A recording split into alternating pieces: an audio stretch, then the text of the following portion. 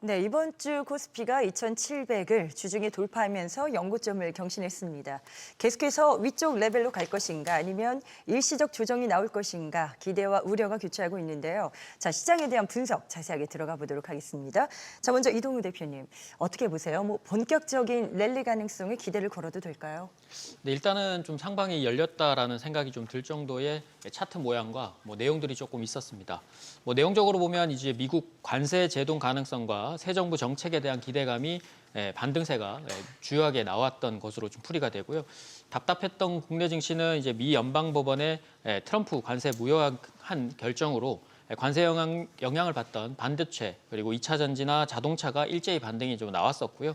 새 정부 정책 중에서 이재명 후보의 코스피 5,000포인트 공약과 상법 개정안 재추진 그리고 코리아 디스카운트 해소를 위한 법과 제도 개편 의지를 좀 보이면서 증권사와 지주사 그리고 금융주 등이 강세를 좀 보이면서 코스피는 연중 신고가를 돌파를 했고요. 네. 코스닥은 이제 일부의 이제 반등세들이 조금 이어나가는 모습이었습니다.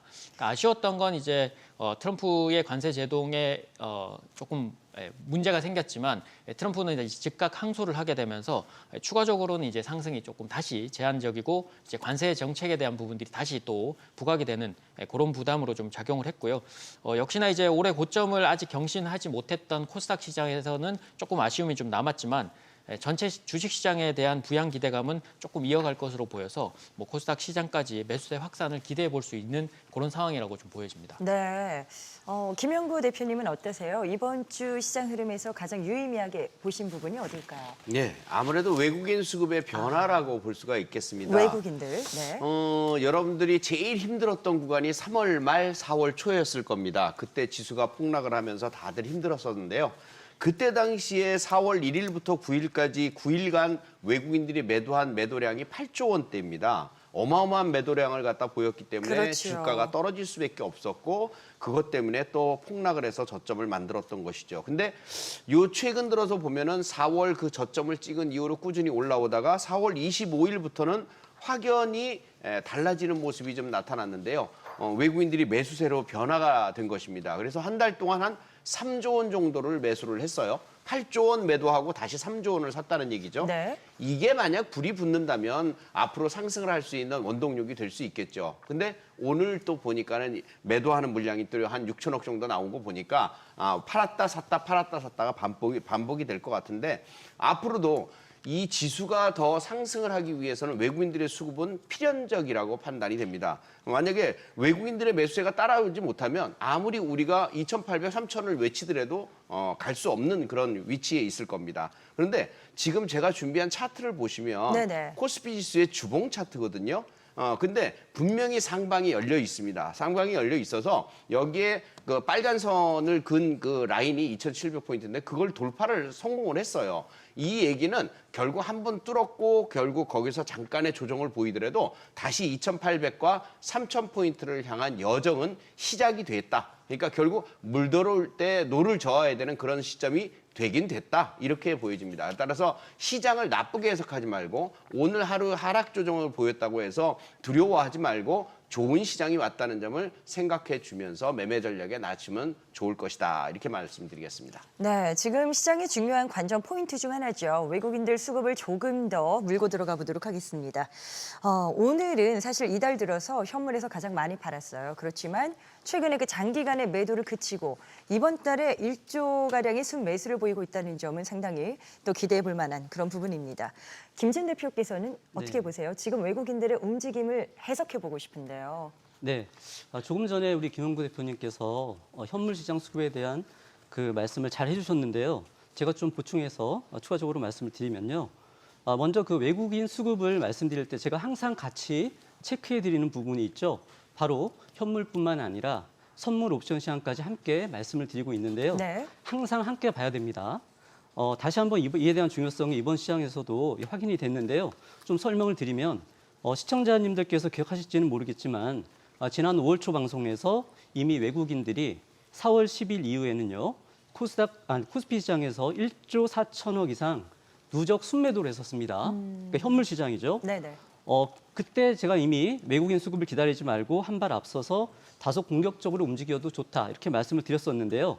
그때 당시 왜 그랬냐면요. 당시 선물 시장은 오히려 2조 5천억 이상 순매수를 하고 있었고요. 더욱이 콜옵션을 순매수 그리고 풋옵션 쪽은 순매도 하는 등 이 파생 시장에서는 외국인들이 조용히 롱 포지션을 다시 구축하고 있는 게 포착돼서 말씀드렸던 부분입니다. 물론 이제 중요한 것은요. 현재와 앞으로 시장인데요. 일단 오늘은 전체적으로 좀 매도가 많이 나오긴 했습니다. 하지만 선물 옵션 시장에서 5월 달 한 달간 꾸준히 누적으로 보면 외국인들은 롱 포지션을 계속 구축을 해왔다는 게 볼 수가 있고요. 즉 4월 10일 이후부터 선물 시장을 필두로 조용히 외국인들의 귀환이 이미 시작되고 있었던 것이다. 따라서 이 부분은요. 관세 리스크에 대한 완화된 부분들 그리고 미국 재정 적자 확대와 신용 등급 강등에 따른 이 약달러 기조 그리고 새 정부 출범 이후에 증시 활성화에 대한 기대감 이런 그 세 가지 기대 요인에 대해서 외국인 수급이 선제적으로 좀 들어온 것이라고 볼 수가 있겠고요. 네. 이러한 포인트들을 근거로 보자면 외국인들의 바이 코리아는 추세적으로 좀 이어질 수 있다 이렇게 저는 판단하고 있습니다. 이제 하반기에 3천까지 가지 않겠는가 이런 기대 심리가 고개를 들고 있습니다. 뭐 증권가에서도 이런 이야기를 또 많이 잇따라 제시하고 있는데 3천이라는 숫자가요. 멀다면 멀고 또 가깝다면 어느새 또 도달할 수 있지 않을까 이런 기대감도 듭니다. 이동우 대표님, 뭐 가능성을 어느 정도 저희가 열어둘 수 있을까요? 뭐 일단은 3,000포인트는 어렵지 않게 가능할 것 같고요. 네. 뭐 새 정부에서 이제 추진하고 있는 이 코리아 디스카운트 카운트에 대한 부분들, 그러니까 상법 개정까지 추진이 되고 그게 만약에 실현이 된다라면 4,000포인트까지도 충분히 가능한 시나리오가 펼쳐지는데요. 확실하게 이제 그 다음 정권에서 가장 먼저 손댈 부분 중에 하나가 이제 내수 부양과 아마 증시 부양에 조금 더 초점이 맞출 것으로 좀 예상이 됩니다.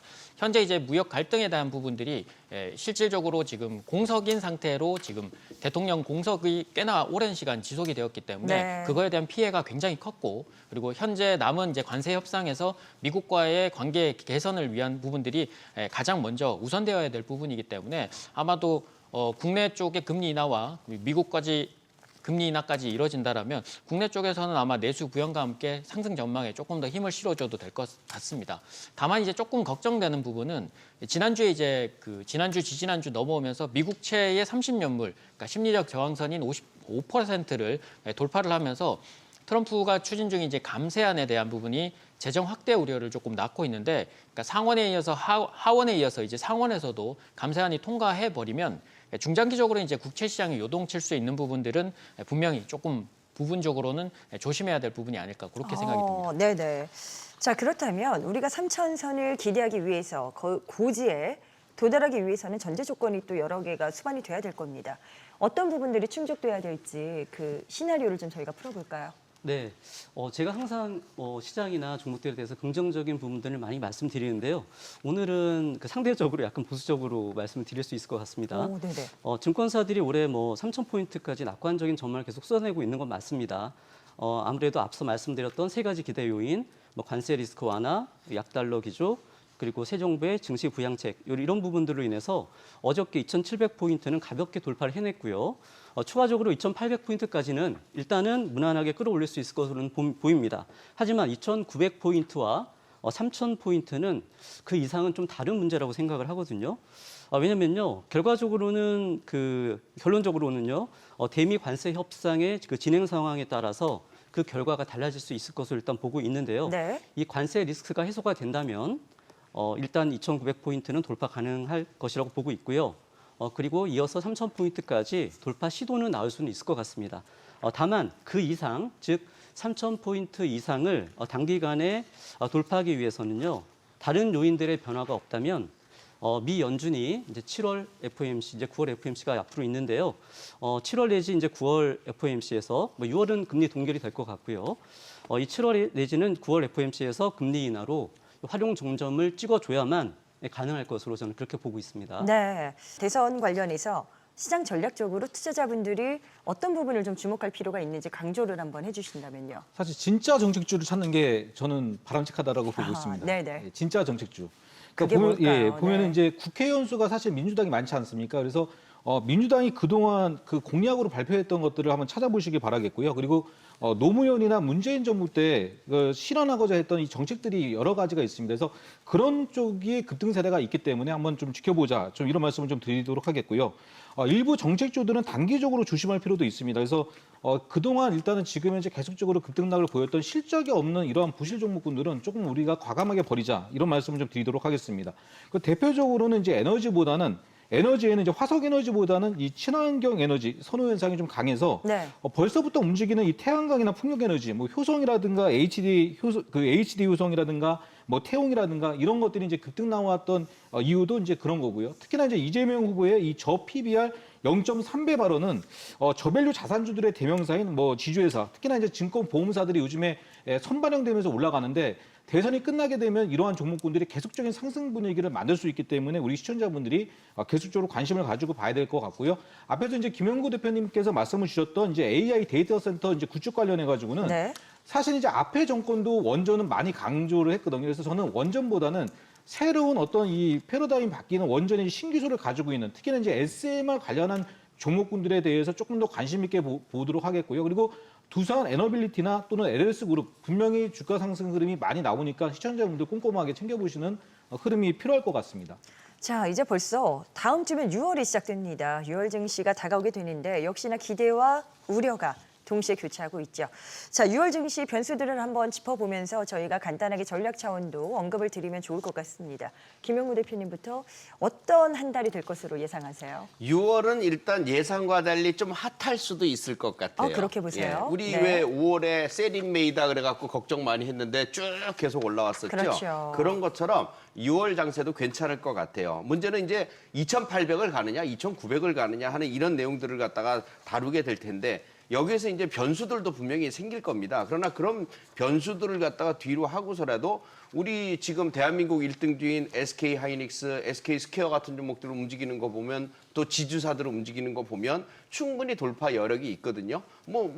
단기 급등을 했으니까 잠깐 영향을 받겠죠, 매물들을. 네. 그러나 그 영향들을 받고서 다시 또 돌파하는 그런 흐름들이 나타날 거예요. 제가 그 소외주들의 반란이라고 그래서 제가 좀 몇 개 한화나 효성의 그 지금 차트를 갖다가 좀 한번 준비를 해봤는데요. 네. 이들 종목들은 사실상 별로 그렇게 크게 그 과거에 조명을 받지 못했던 종목들입니다. 근데 최근 들어서 강하게 왼쪽에 한화, 오른쪽에 효성인데 강하게 푸시를 하면서 올라가는 모습이 나타났죠. 그러네요. 네. 결국 이런 것들처럼요. 코오롱, SK 할 것 없이 지금 지주사들의 움직이는 흐름들을 잘 살펴보셔야 됩니다. 왜냐하면 결국 새 정부 들어서면 자사주 소각, 밸류업 이런 얘기들이 뒤를 따를 것이거든요. 네네. 그러면 잠재던 지주사들 뒤를 이어서 따라다니는 종목들이 대세 상승 추세를 만들면서 나타날 겁니다. 이 종목들의 주봉을 보면요. 낙폭과대 돼갖고 이제 막 시작하는 그 흐름들이기 때문에 이제부터 살펴보면 거기에 정답이 들어있을 것으로 판단이 됩니다.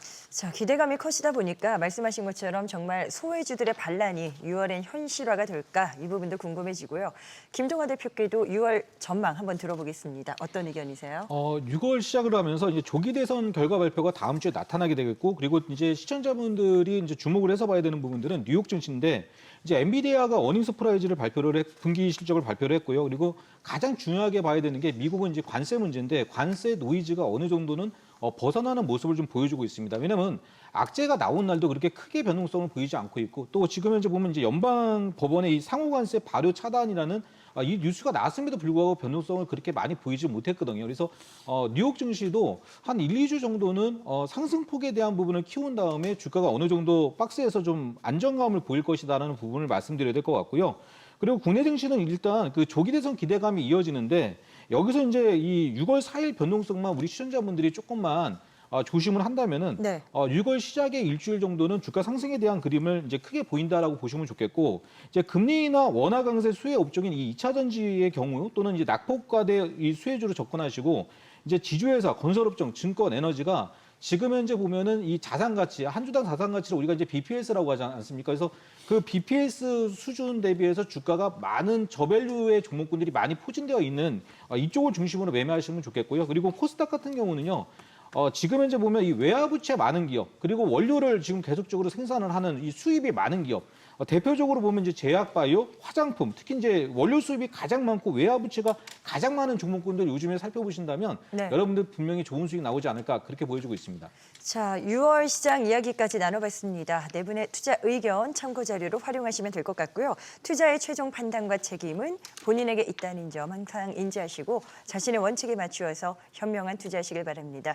그리고 주식에 대한 유익한 정보는 카카오 채널 필살기를 검색하시면 또 친구 추가하신 후에 다양한 정보 확인 가능합니다.